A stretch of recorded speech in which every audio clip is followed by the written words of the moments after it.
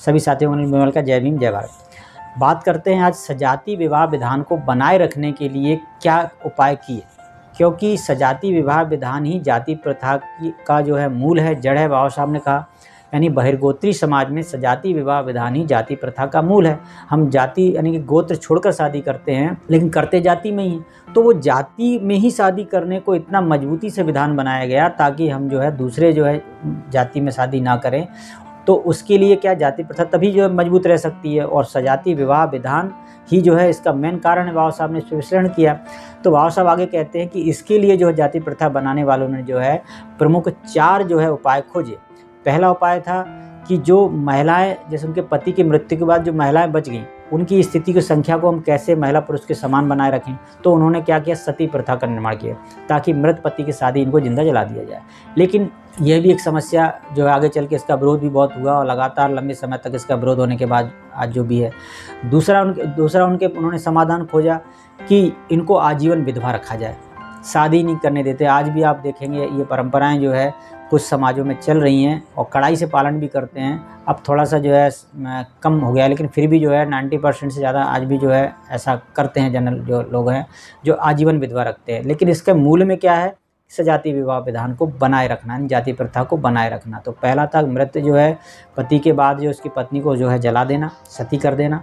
दूसरा जो है आजीवन विधवा रखना ताकि जो अनुपात जो है महिला पुरुष का वो जो गड़बड़ा ना जाए, इनको ये डर था। और सजातीय विवाह विधान किसी भी तरह से जो है इसको ना तोड़ पाए लोग। तीसरा था कि जो पुरुष बच गया तो वो ब्रह्मचर्य का पालन करे आजीवन जो है, ताकि ये सिस्टम ना गड़बड़ाए। लेकिन ये पूरी तरह से व्यवहारिक नहीं था और ये पूरी तरह से पालन करा भी नहीं सकते थे।